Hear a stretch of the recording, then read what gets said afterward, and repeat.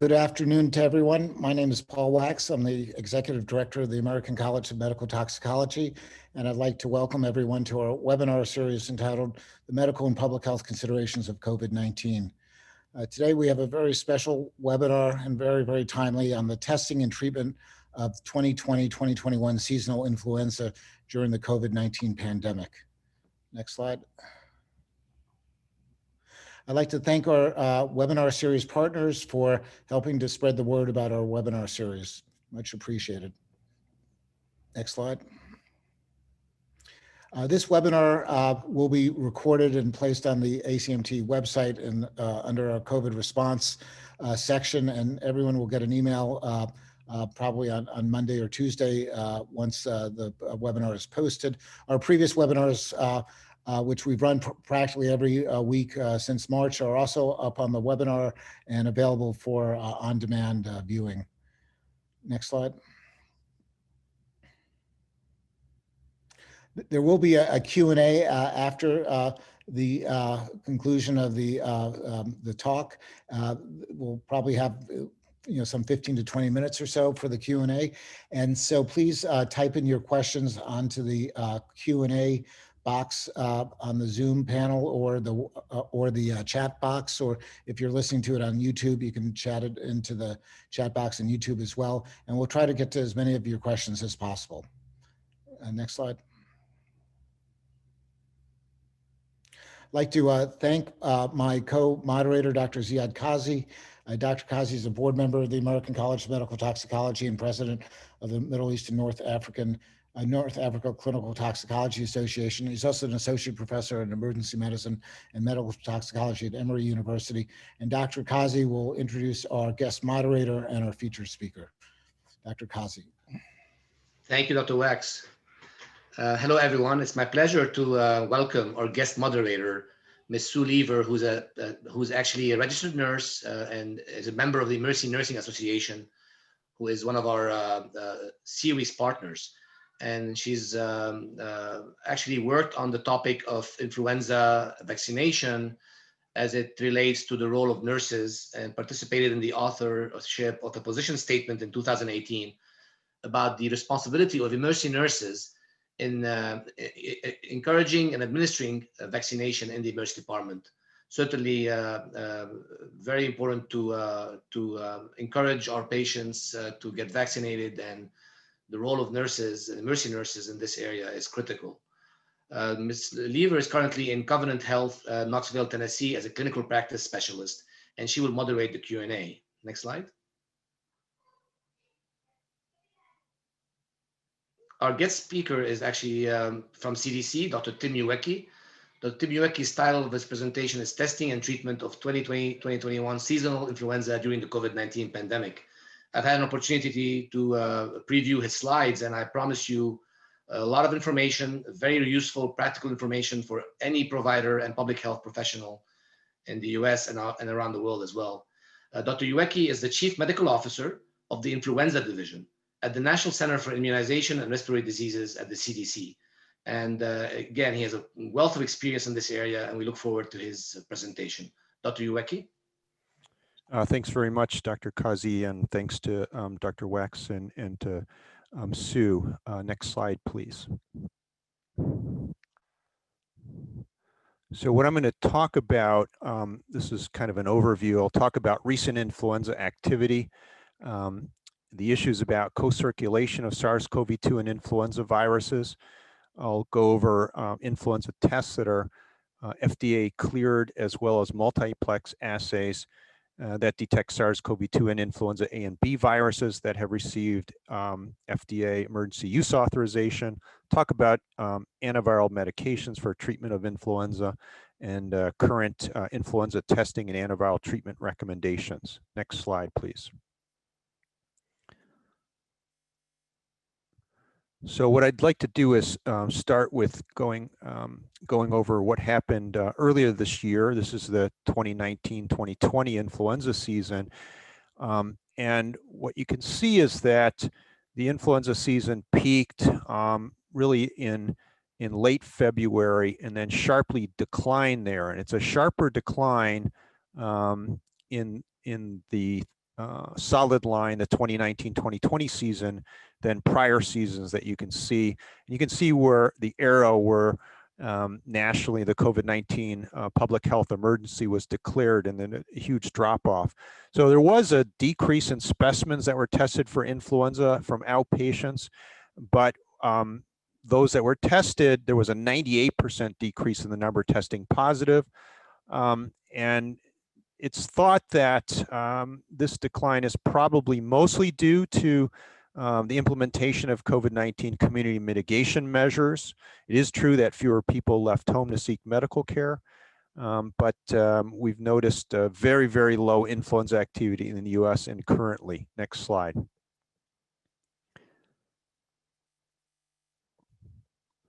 So one question is, what else happened in other parts of the world? So if you can look at the top left, in China, the same thing happened. In the red, you can see the 2019-2020 season, and with a much sharper drop than compared to 2017-18 and 2018-19 seasons. And then below that is data from Taiwan. Similar finding if you look in the orange, the lighter shade and the darker shade, influenza A and B, really dropped off, it looks like about the end of February, compared to the previous season, which is in blue, where you see that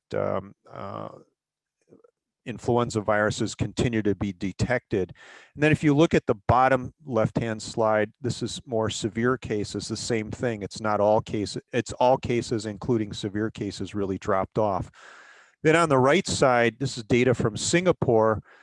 Similarly, the 2019-2020 season in red compared to the prior season, average in green, and you can see the fainter data lines from other seasons. But in terms of clinic visits, we see that plummeted in box A. In box B, a number of people tested also plummeted, but you can see then C that and D, so the percent positivity of those that were tested really, really dropped, and similarly the number of influenza cases really dropped. So this really did show these three countries in Asia a big decline in influenza activity earlier this year with the first wave of the pandemic and control measures being implemented. Next slide.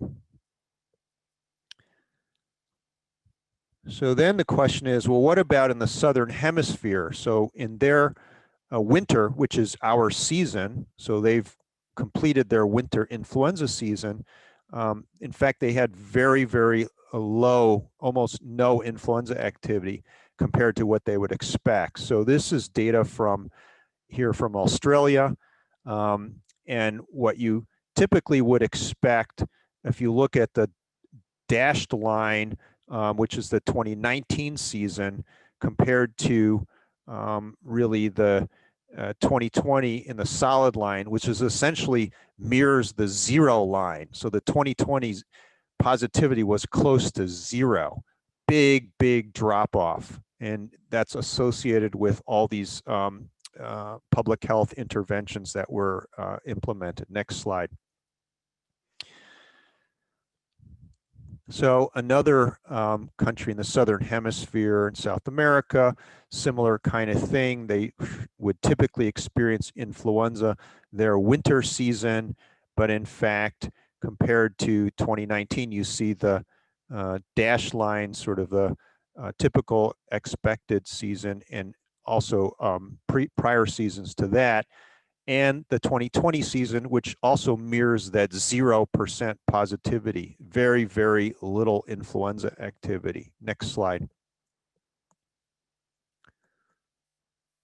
And finally, here's South Africa, similar kind of thing. If you look at the dashed lines, these are from prior seasons compared to the very, very bottom line, which is the 20% positivity, it's close to zero. So almost no influenza activity in these three countries in the Southern Hemisphere, and most likely associated with both reduction in people seeking outpatient care, so a huge reduction in specimens. But then of those that did seek care, a very low percent that were positive, and so much lower than was expected. And this is all thought to be because of community mitigation efforts to control the COVID-19 pandemic. Next slide. So what are the implications and what's going on more recently? So as I've mentioned, influenza activity seems to decline with implementation of SARS-CoV-2 control measures. So those communities that are really doing a good job with comprehensive mitigation measures, with high compliance, particularly with face mask wearing and social distancing, across the US, those might experience low influenza activity. But it's pretty clear that a lot of communities in the US, we're seeing a huge surge in SARS-CoV-2 activity right now in transmission. So we certainly could see influenza activity starting up in communities where there isn't much implementation of SARS-CoV-2 control measures. And then most recently, over the last few months and currently, there is influenza activity in South Asia and Southeast Asia. And in particular, it's influenza A H3N2 viruses that are circulating. And H3N2 viruses are associated with more severe influenza epidemics than other kinds of influenza viruses, influenza B or influenza AH1N1, PDM09 viruses. So this is a concern.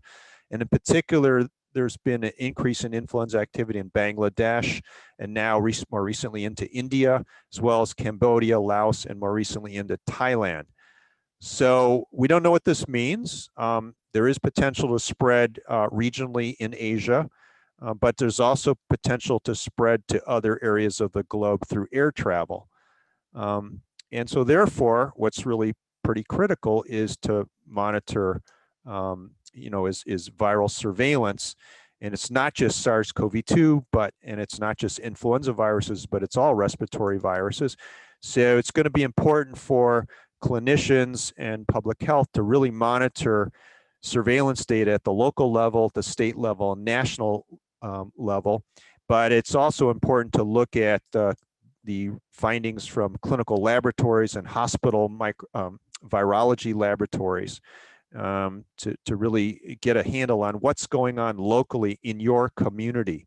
And I do think that while influenza activity overall is quite low in the US right now, we have no choice, but we need to prepare for co-circulation of influenza viruses and SARS-CoV-2, and that this could be increasing in the weeks to months to come.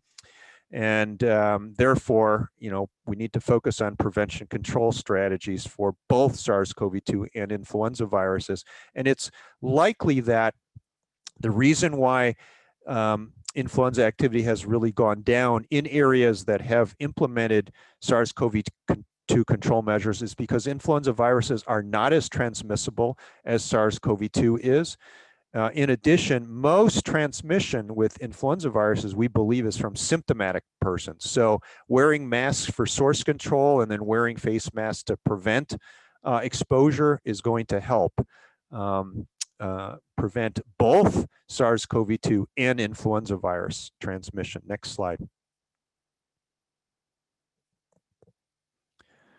So co-circulation, what do we know about co-circulation and really about co-infection? We know that co-infection can occur with influenza A or B viruses and SARS-CoV-2. There are a number of case reports, small case series, some medium-sized case series. What we don't know is the frequency, the severity, and the risk factors for co-infection. There are some reports that do suggest higher severity of disease, of respiratory disease, when you have co-infection with influenza viruses and SARS-CoV-2 compared to influenza alone or COVID-19 alone. One of the big challenges for the clinical community is that with influenza versus COVID-19, there are overlapping signs, symptoms. There are some differences. The incubation period for influenza virus infection is much shorter, 1 to 3 days, 1 to 4 days, typically 2 to 3. Then for SARS-CoV-2 infection until you're symptomatic with COVID-19, which is really a median of about 5 days, range of 2 to 14 days, so longer incubation period for COVID-19. And then viral shedding and the period of viral RNA detection is generally shorter for influenza.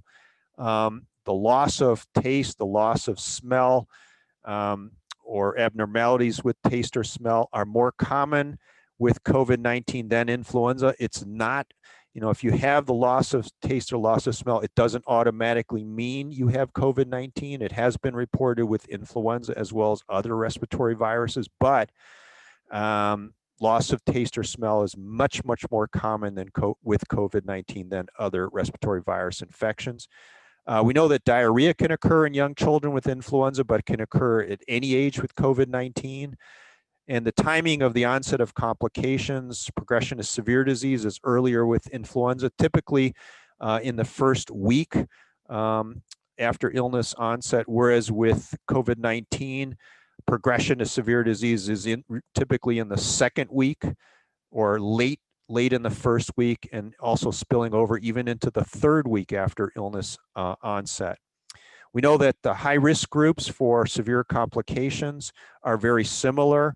One group that is not thought to be at high risk for severe disease with COVID-19 are young children, but young children are clearly at high risk for influenza complications that might lead up to hospitalization.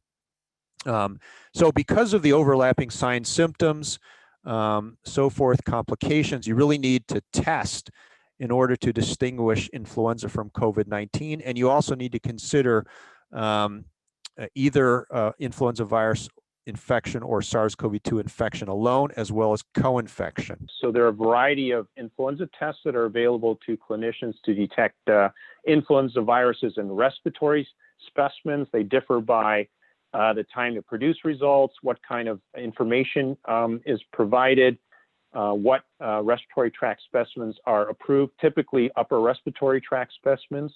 There are differences in the approved clinical settings, and there are clearly differences in the accuracy. So most people are probably familiar with the rapid influenza antigen detection tests. These are FDA cleared, they're singleplex. There's also multiplex assays.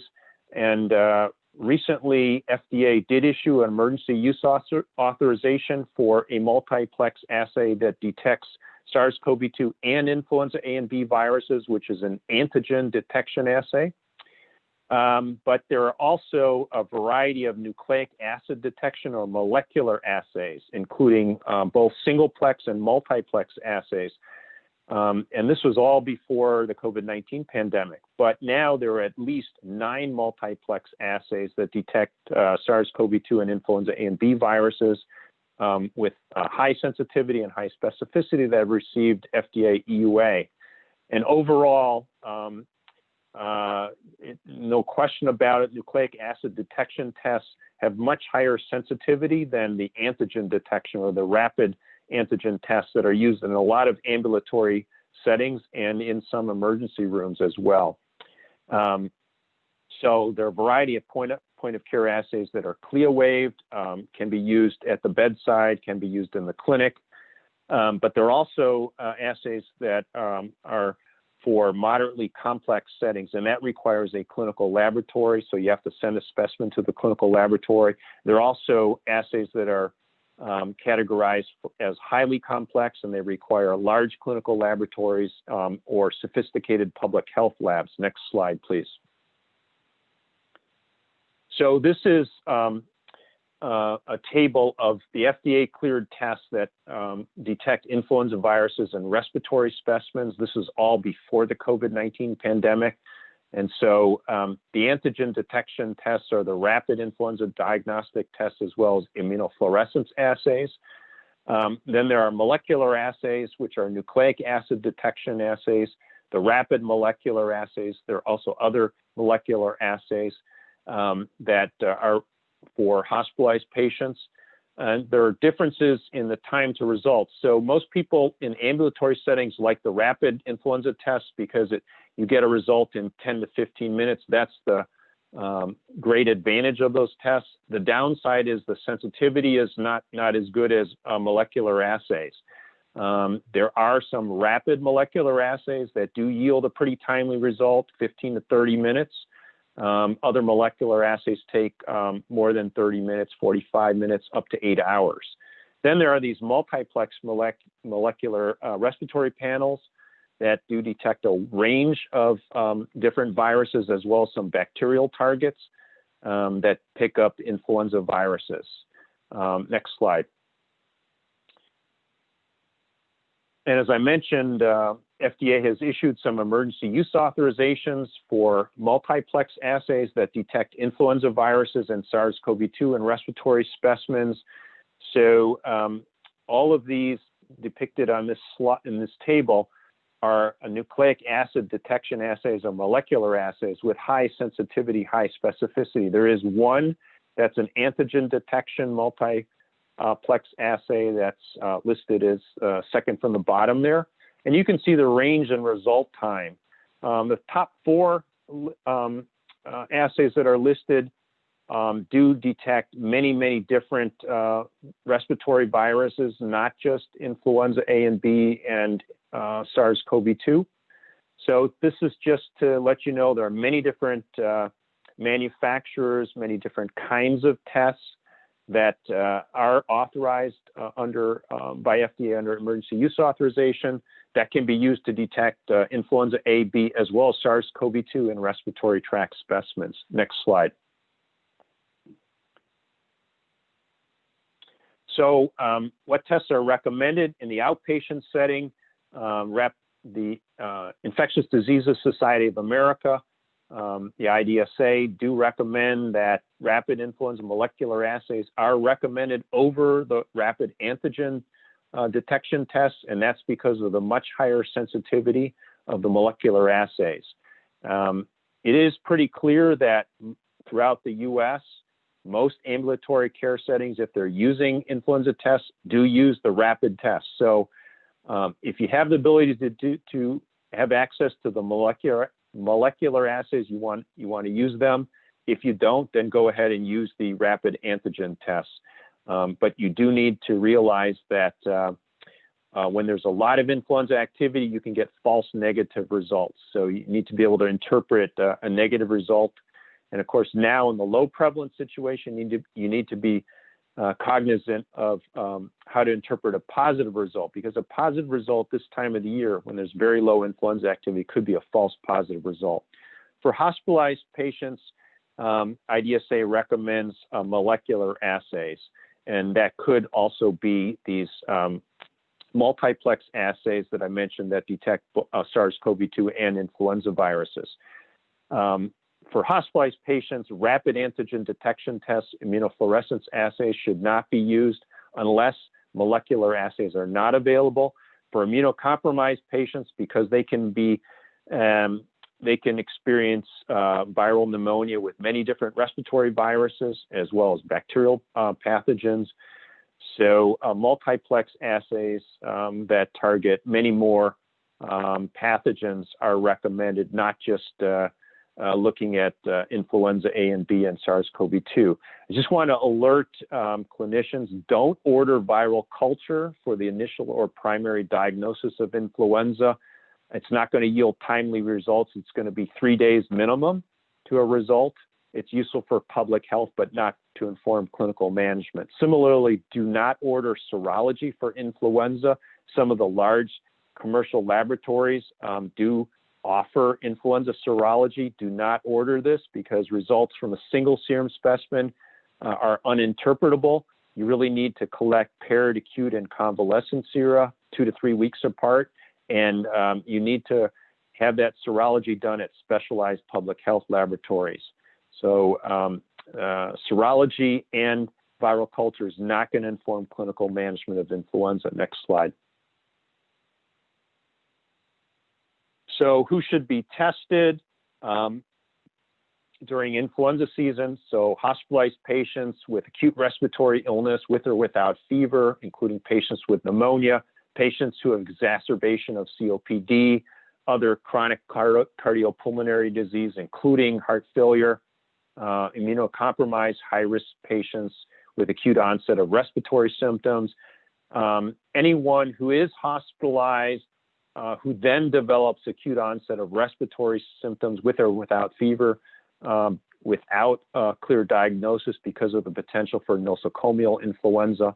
In the outpatient setting, we really say that test if the results will influence clinical management. And the reason is that you can make a clinical diagnosis of influenza based upon local influenza activity, history of the patient, signs and symptoms of the patient, your exam, without doing influenza testing.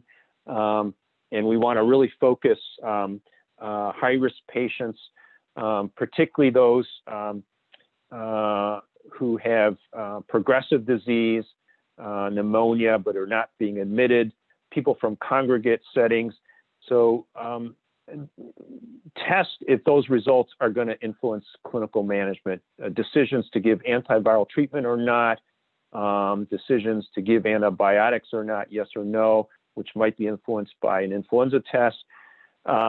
The reason to test someone from a congregate setting is if you're returning them to a setting, they don't need to be admitted to a hospital, but if they have influenza, that's really important for the congregate setting. For other, that person needs to be isolated away from others in that setting. So the other thing is that influenza can exacerbate underlying chronic medical conditions. So even if they don't have classic influenza-like illness or known complications, if influenza viruses are circulating, think about exacerbation of chronic conditions with influenza. Now, just to point out that history of influenza vaccination does not exclude a diagnosis of influenza, unfortunately, because of the moderate effectiveness of influenza vaccines. Okay, better than not being vaccinated, but unfortunately, some people who are vaccinated can still develop influenza. So history of vaccination does not exclude a diagnosis of influenza. And people who are not at high risk for complications of influenza, you can test them if the results might change clinical management. Next slide. So just want to point out a couple things. So in terms of the upper respiratory tract, influenza viruses typically can be detected for about 3 to 4 days by antigen detection assays and about 5 to 6 days by molecular assays in people who have uncomplicated mild illness. However, viruses can be detected longer in young infants and in people who are immunosuppressed. The best yield is from the nasopharynx, typically collected within the first 3 to 4 days after illness onset, but you really should check the approved clinical specimens for the influenza test that you have, because some are for nasal swabs or can use combined nasal and throat swabs. A throat swab alone is going to have the lowest yield for influenza viruses. People who are more severely ill are going to have longer detection of influenza viruses, and then patients on corticosteroids or treated with corticosteroids and those who are immunosuppressed have longer viral shedding.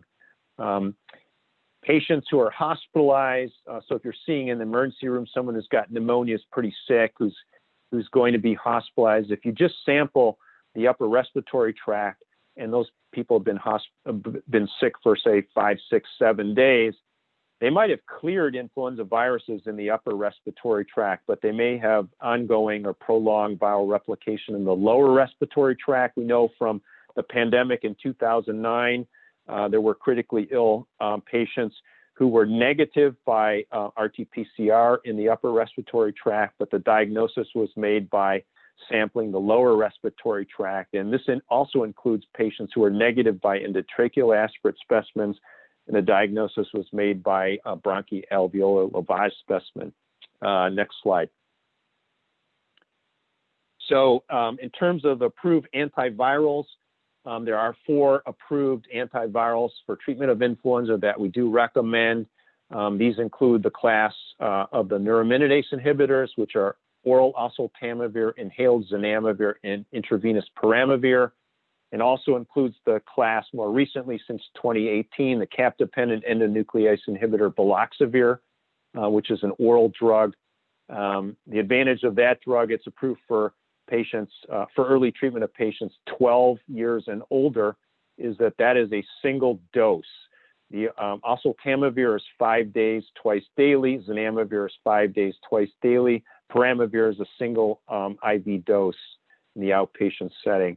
So all of these have been shown to have efficacy for early treatment of influenza less than 2 days within 2 days of illness onset in patients with uncomplicated influenza in the outpatient setting compared to placebo. There are differences, not only, as I mentioned, in the route of administration, but also in the approved ages for treatment. Next slide. So we do want to really focus on patients who are at the highest risk for influenza complications, and we want to intervene early with antiviral treatment if possible. So just to go over these groups, it's young children, particularly less than 2 years old, although we consider children less than 5 years old at high risk for complications. The highest hospitalization rates and the highest mortality rates are in those less than 2 years old. Adults 65 years and older, pregnant women or those postpartum out to 2 weeks after delivery, American Indians and Alaska Natives, children less than 19 years old who are receiving long-term aspirin therapy, people with underlying medical conditions, chronic conditions, pulmonary, cardiac, immunosuppression, neurologic and neurodevelopmental conditions, persons with a body mass index of 40 or greater, residents of nursing homes and chronic care facilities. Next slide. And so our antiviral treatment recommendations, we really prioritize on early treatment of people with severe disease and those who are at high risk of severe disease. And so we do recommend initiating antiviral treatment as soon as possible for any patient with confirmed or suspected influenza who's hospitalized, and that includes without waiting for testing results, outpatients with complicated or progressive illness of any duration, so including more than 2 days after illness onset, and outpatients who are at high risk for influenza complications. For people who are otherwise healthy, who are not at high risk of complications of influenza, who present with mild disease, if they present within the first 2 days after illness onset, we say, clinical judgment, you can treat them. Clearly, they can benefit versus, that's been shown in placebo-controlled trials. There can be a reduction in the duration of their illness, but they'll also likely recover without treatment because they are not at high risk. And non-high-risk people who present more than 2 days after illness onset probably are not going to benefit from antiviral treatment here. It's those that have more severe disease and who are at high risk, those people can benefit. Next slide. So for hospitalized patients, again, OSELTAMIVIR is recommended, and that's either oral or for patients who are intubated, it can be enterically administered through an oral gastric or nasogastric tube. We know that there are observational studies that have reported that starting neuraminidase inhibitor treatment within 6 hours of admission or at admission was associated with shorter duration of hospitalization, and that's why we recommend start treatment without waiting for testing results.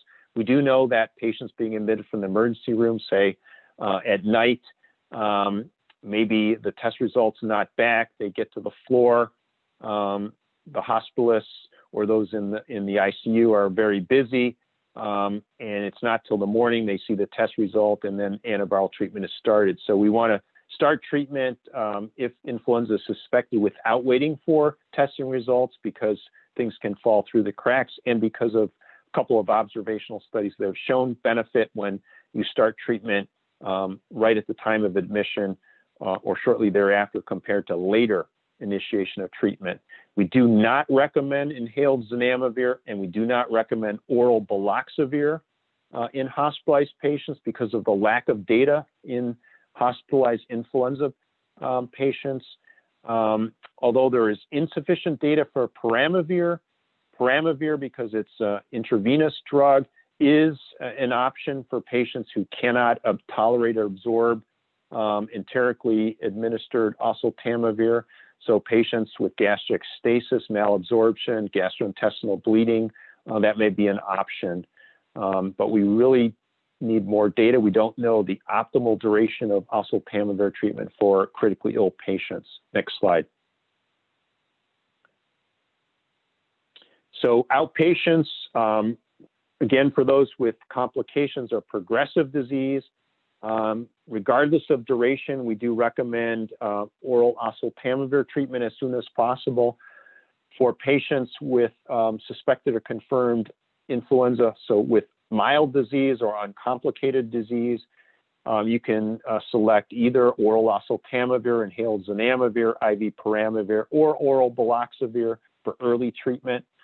Depending upon approved age groups and contraindications, they're probably all equivalent, except for treatment of influenza B. There is one randomized controlled trial that did show, it's published earlier this year, it showed that baloxavir had greater efficacy compared with oseltamivir in persons aged 12 and older who had influenza B. And then for those who have uncomplicated disease, who are non-high risk, as I mentioned, they present early based upon clinical judgment. They can be prescribed antiviral treatment, including through telemedicine. However, if they have underlying high-risk conditions, they probably need to be evaluated in person. And in addition, because influenza-like illness, acute respiratory illness, these are syndromes. They're not specific for influenza. They're not specific for SARS-CoV-2 infection either. However, there's no doubt during the COVID-19 pandemic, you need to consider SARS-CoV-2 pretty high, if not at the top of the differential. And if influenza viruses are co-circulating in the local community, then you need to think about influenza virus infections, but you also need to think about other respiratory pathogens. Next slide. So special groups, just to mention, for pregnant women, we do recommend oral oseltamivir. If influenza is suspected or confirmed, we do not recommend baloxavir because there's no data, safety or efficacy data for baloxavir in pregnant or lactating women. For immunocompromised patients, we also recommend neuraminidase inhibitor treatment, typically oseltamivir. We do not recommend baloxavir treatment. It's only a single dose, and we are concerned about the emergence of baloxavir resistance and then potential transmission to close contacts. We do need studies to look at combination antiviral treatment with both neuraminidase inhibitors and baloxavir, however. So that's probably a group, particularly those who are severely immunocompromised, so your hemopoietic stem cell transplant recipients or solid organ transplant recipients, that you might want to consult an infectious diseases specialist, particularly someone who specializes in transplant infectious diseases, about guidance on antiviral treatment for those patients with influenza. Next slide. So just a couple other things about co-circulation of influenza viruses and SARS-CoV-2. The FDA approved antiviral treatments for influenza do not have any effect on COVID-19. Oseltamivir and baloxavir have no in vitro activity against SARS-CoV-2, and there are also no drug interactions with remdesivir. We know that patients being admitted with more severe disease with COVID-19 are being treated with dexamethasone. That's pretty much standard of care now. However, corticosteroids, including dexamethasone, can prolong influenza viral replication. So that is something to be considered. And there really is conflicting observational study findings about corticosteroids and influenza mortality. High-dose corticosteroids probably are associated with mortality in influenza patients. We need more data about low dose or moderate dose corticosteroids. Another thing just to mention is that community-acquired bacterial co-infection appears to be much more common with influenza than with COVID-19, although data are limited and not really, we don't have good direct comparisons, but we know that community-acquired bacterial co-infection is a common complication of patients with influenza who are being admitted to the hospital, including to the ICU. And the typical bacterial pathogens we worry about with influenza co-infection are methicillin-resistant or methicillin-sensitive Staph aureus, as well as Streptococcus pneumoniae and Group A strep. Now, community-acquired bacterial co-infection can occur with COVID-19, and so it's not that it doesn't occur, but it's much more common with influenza, at least from the limited data available to date. Next slide. And what I want to show in the last few slides here is just some resources.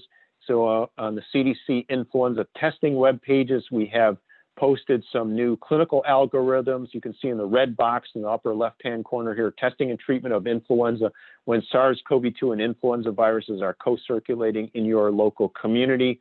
We have guidance. We have 3 clinical algorithms. One is a consolidated one, both for patients being admitted as well as those not being admitted.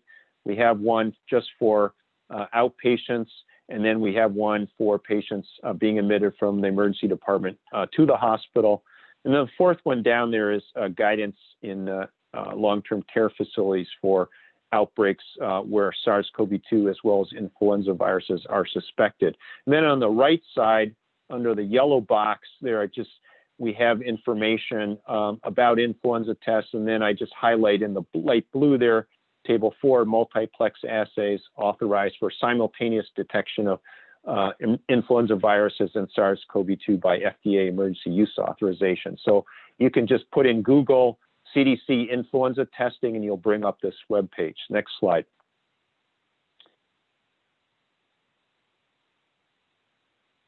And so this just shows you that consolidated clinical algorithm that I mentioned. It's just some guidance about testing for SARS-CoV-2 and influenza viruses, and also treatment for influenza. Next slide.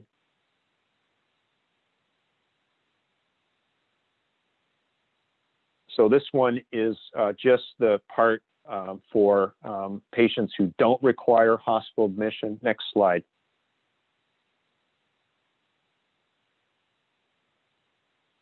And this is the same algorithm, but for patients requiring hospital admission. So these are all accessible on the CDC web pages, influenza testing web pages. Next slide.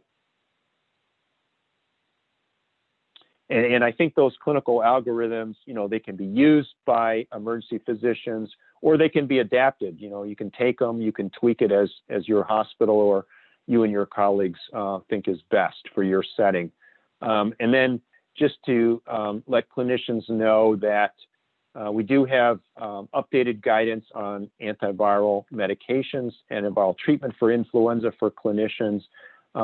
Again, you can get there by just putting in Google CDC influenza antiviral medications or antiviral treatment. You can bring this up. And next slide, please. And we do have a section on those antiviral web pages, co-circulation of influenza viruses and SARS-CoV-2. And this kind of goes over the recommendations that I also mentioned. Next slide.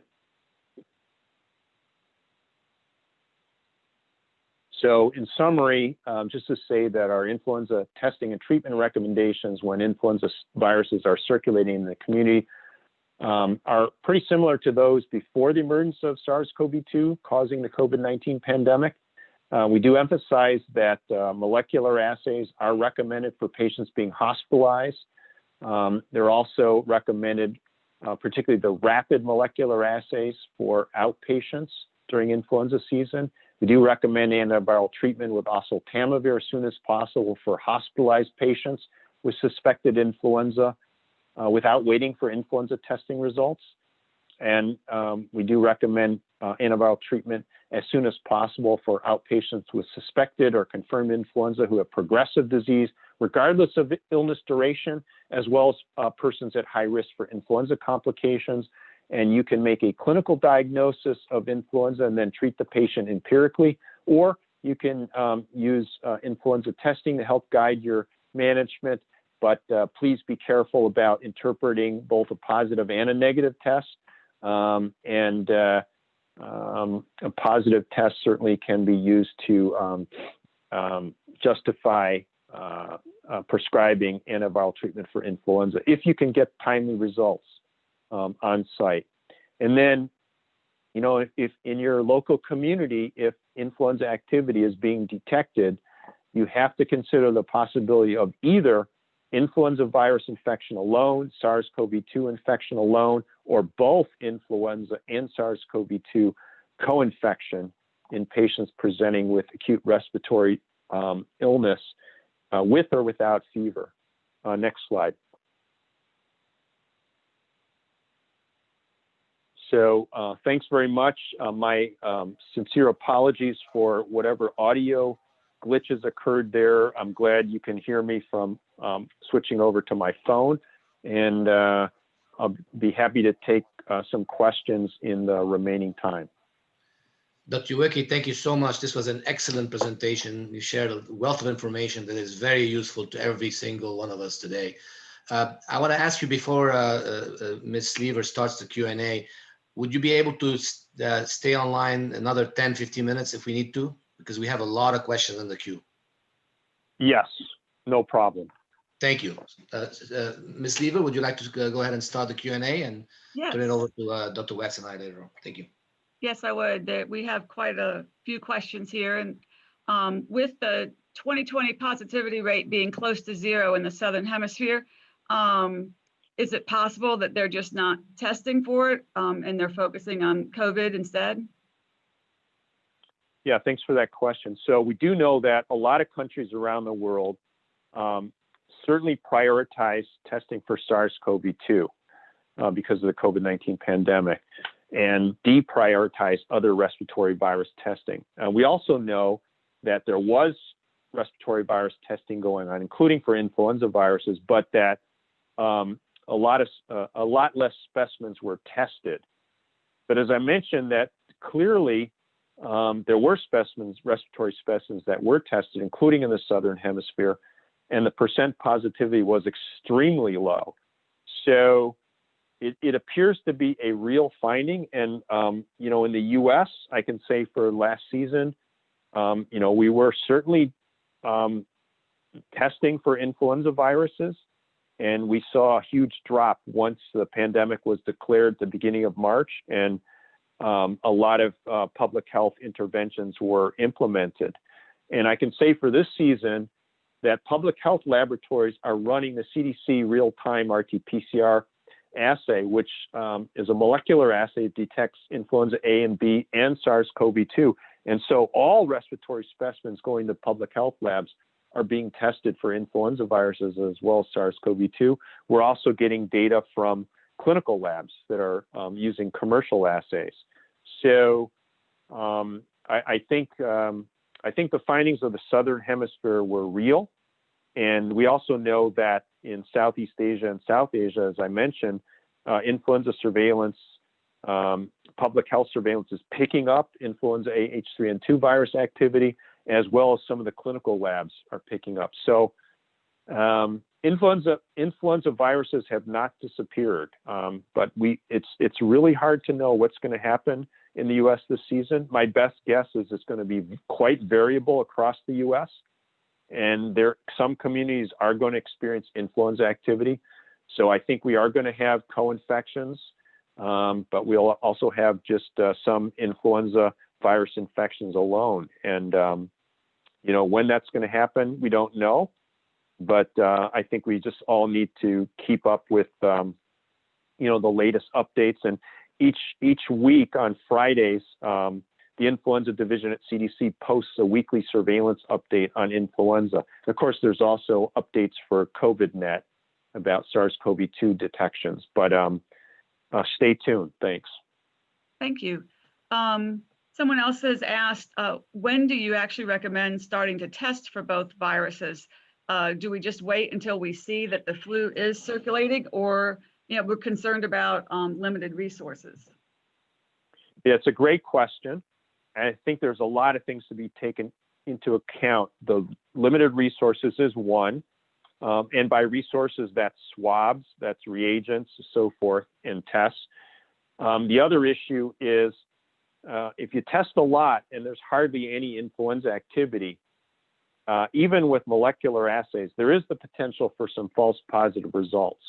So what clinicians probably should do is pay close attention to local public health surveillance as well as your state's public health surveillance. And then just see, because there is, clearly there are commercially available assays, see what those tests are yielding. But I can tell you that some hospitals are holding off testing just because influenza activity is so low. I think that in hospitalized patients, it's not a bad idea to test, but you do need to really interpret results pretty carefully. So if I were to say, yeah, go ahead and test everyone now, when influenza activity is quite low, that is obviously going to drain your testing resources. So I think it's the most important thing I would say is stay tuned very closely to what is going on with your state public health surveillance for influenza, as well as SARS-CoV-2, and then if there is local public health surveillance data and any other kind of hospital laboratory testing for influenza that's going on, pay attention to that. And then when these indicators start going up, that's the time to start doing a lot more testing.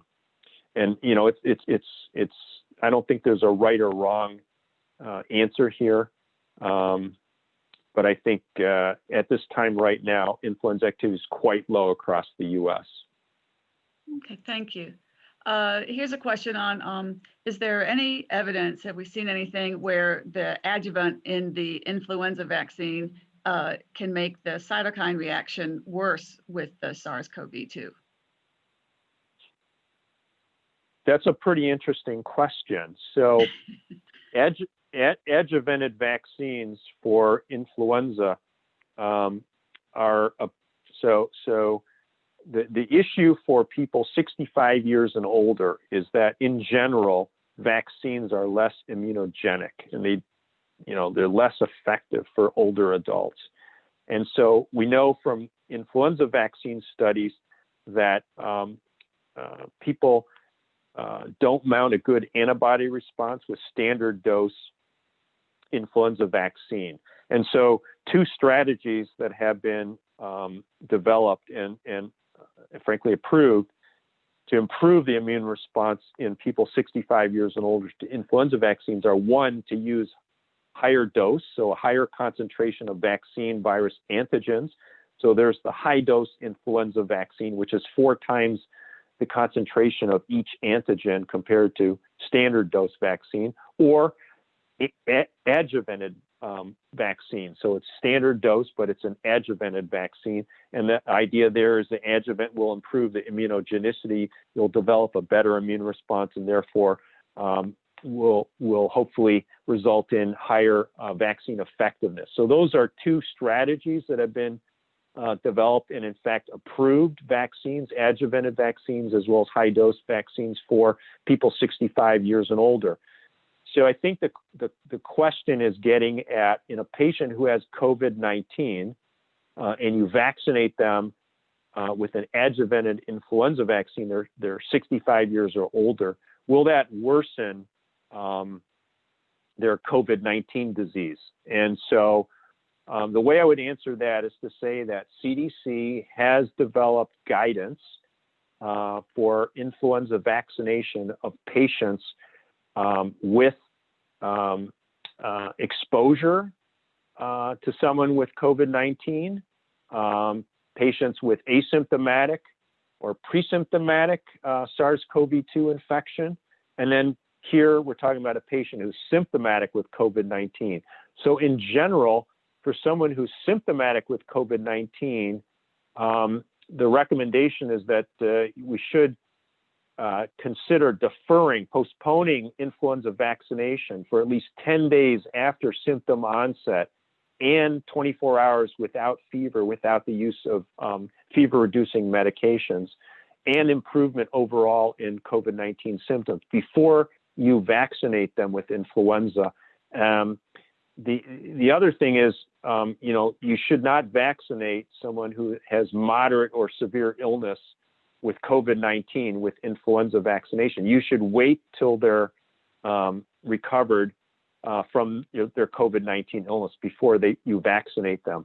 So the other reason to defer vaccination of someone with COVID-19 for at least 10 days, and then they should have improved, is because you don't want to expose the vaccinator. You want to reduce the chance of transmission to the vaccinator. Obviously, they need to be protected with personal protective equipment. But the issue of even if you were to give an adjuvanted vaccine to someone with COVID-19, that's a very good question. I don't think there are any data on what that might do to the person's COVID-19 illness, but that is another reason to wait until a person has recovered, because of some people, it's a minority of people, but will mount a fever with influenza vaccination. The most common adverse event is pain. But if you get a fever, the question is that a fever because of the vaccine, or is that a fever because of worsening of their COVID-19 illness? So anyways, go to the CDC guidance on our web pages, put in CDC COVID-19 vaccination or influenza vaccination. You can pull up, we updated that guidance, I think, earlier this month. Thank you. It just leads right into another question here. Do we know if there's any concerns or any evidence about whether or not we should administer the flu vaccine and the SARS-CoV-2 vaccine? How close together we can administer those? That is an excellent question for which I know of no data to guide that. And so what I would say is right now, patients, people, you don't have to be sick. So people, anyone aged 6 months and older in the US who has not received influenza vaccine for this season should get vaccinated now. There's a record number of doses available of influenza vaccine, projected to be 194 to 198 million doses. That's far more than we've ever had available. Already there's more than 180 million doses of influenza vaccine that have been distributed in the US. So there's vaccine out there. People should get vaccinated now. Now, we have heard that SARS-CoV-2 vaccines may start becoming available towards the end of this year and into January. And among those in the first tier are healthcare personnel. So I think that's a really good question about issues about co-administration of influenza vaccine and SARS-CoV-2 vaccine, for which I'm not aware there are any data. So I don't think I can answer that question. But what I would advise people is, especially healthcare personnel, get influenza vaccine now. Don't wait. Yes, I definitely would agree with that. Here's a question on back to testing for the SARS-CoV-2. Is there any evidence or best practice for if you're holding a large scale training event or group gathering that's essential for public safety and say in the military, to have a pre-deployment negative tests, do the tests and conduct them so you have a baseline?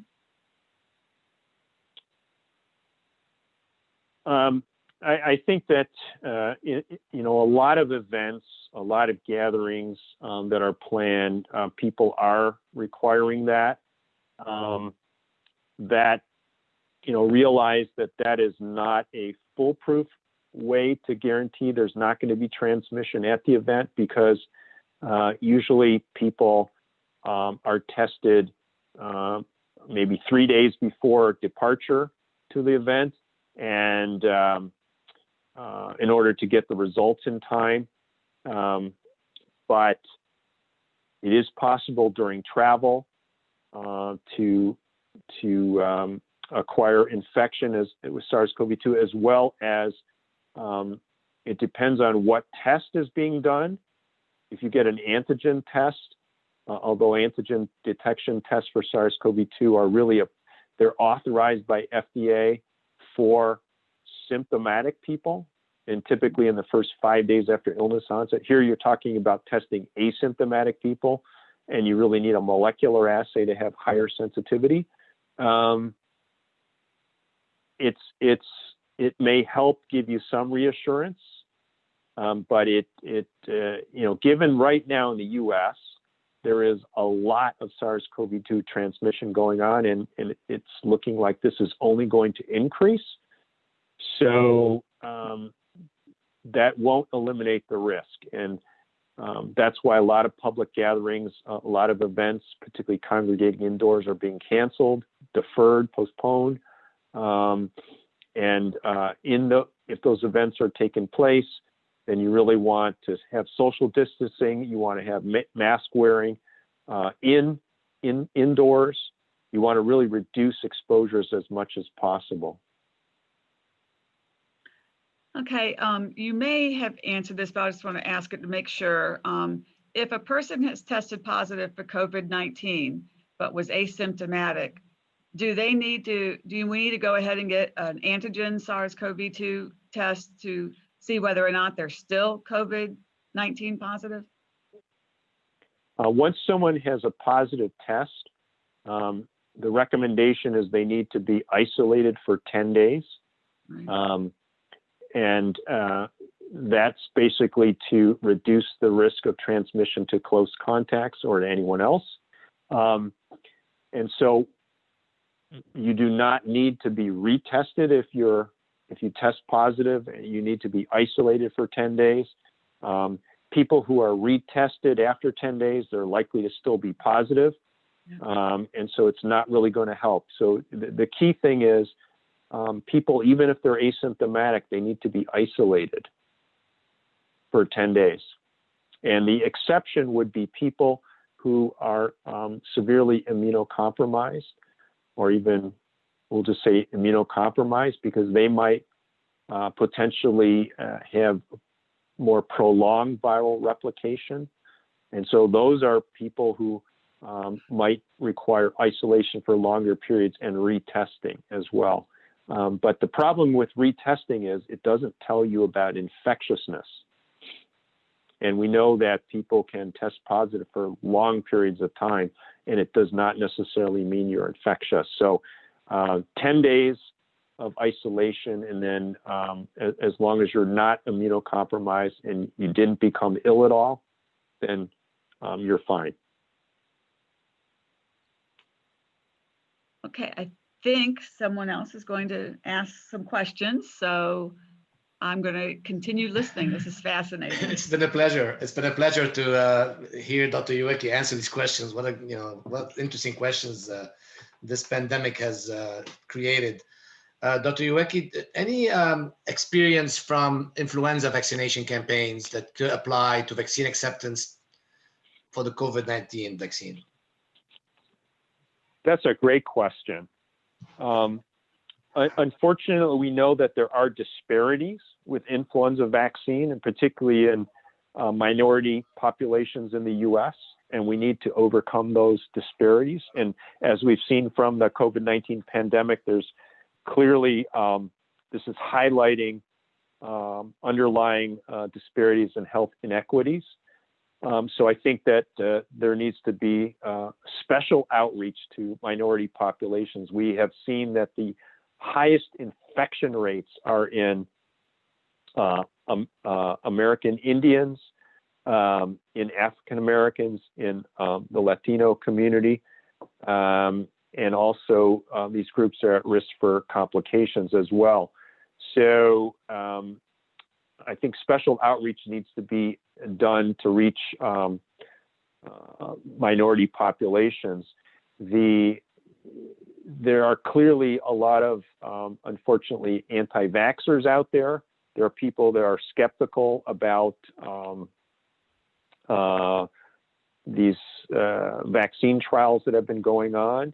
One of the biggest challenges, I think, is that in contrast to seasonal influenza vaccination, where you only need one dose, with the SARS-CoV-2 vaccines as they get rolled out, the ones that we've heard about, the Pfizer vaccine and the Moderna vaccines, these are two-dose vaccines.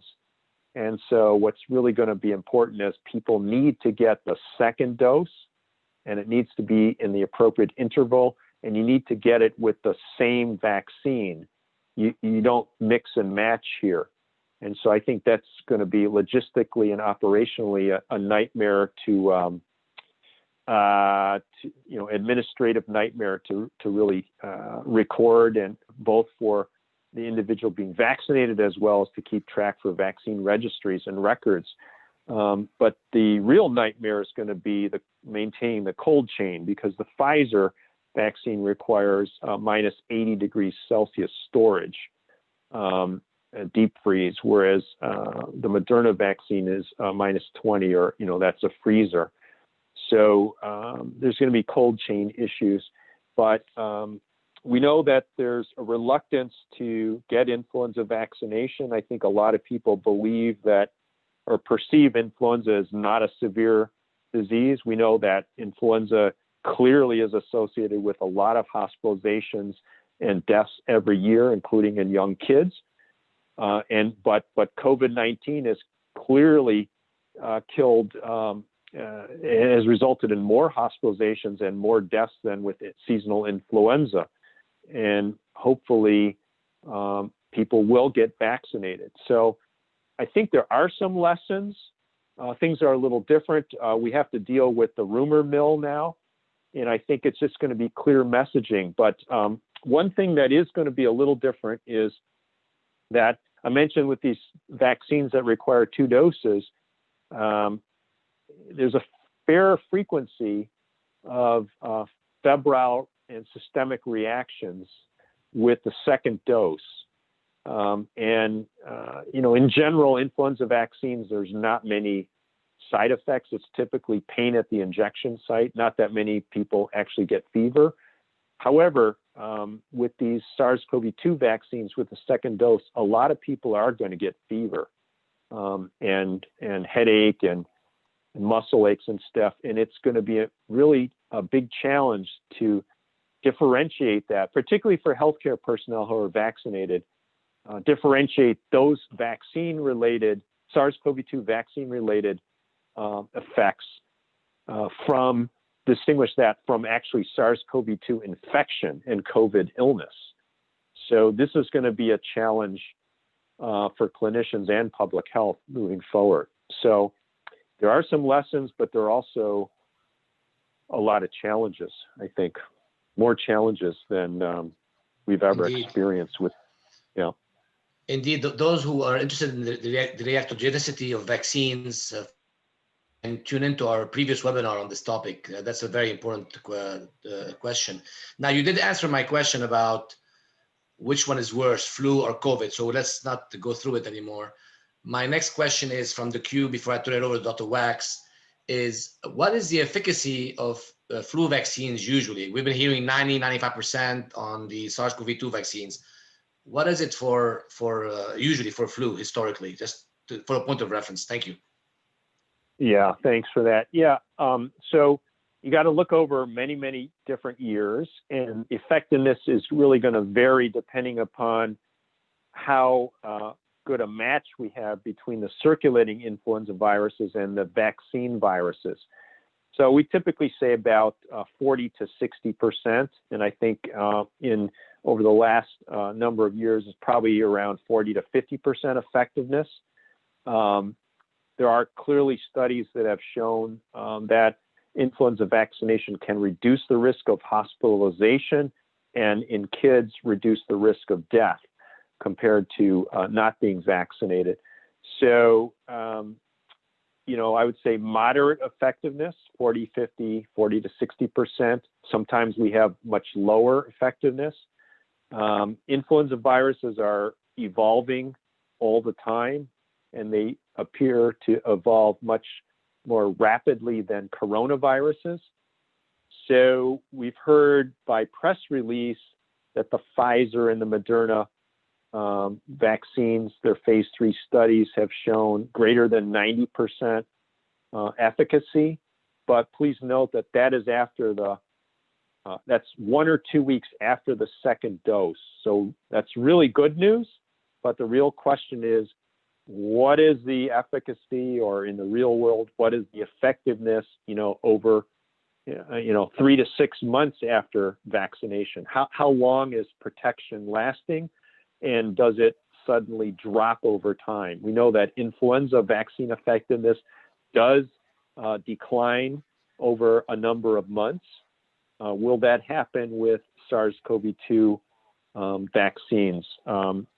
I think time will tell, but at least the preliminary information about the very high efficacy, again, it's very soon after the second dose. I mean, that's really promising, but it's likely that that greater than 90% efficacy is a lot higher than actually what it's going to be in the real world and over a number of months after vaccination.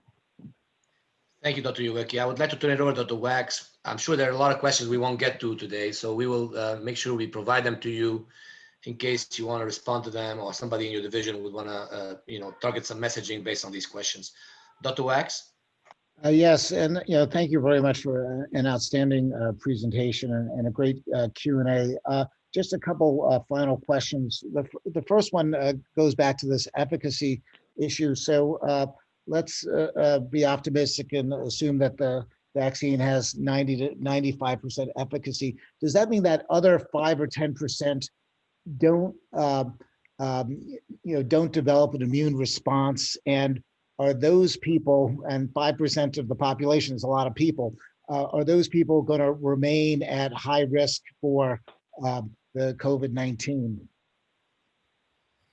I mean, that's a great question. I don't think I can answer that. When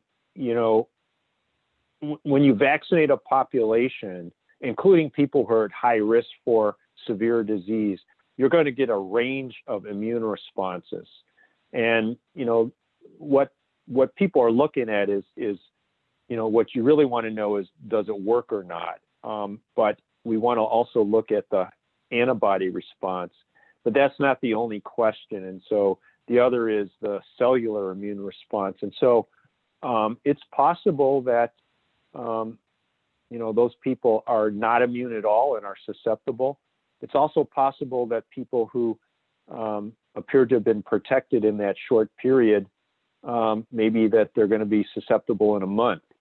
So I don't think we really, first of all, nothing's been published. There's been publication by press release.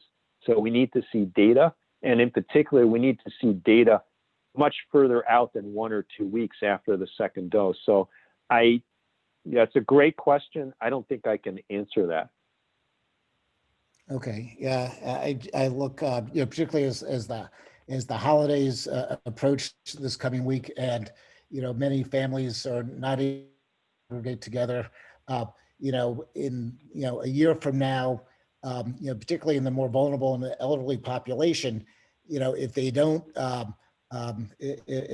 mount the immune response, will they remain at this high risk, that they're presently at?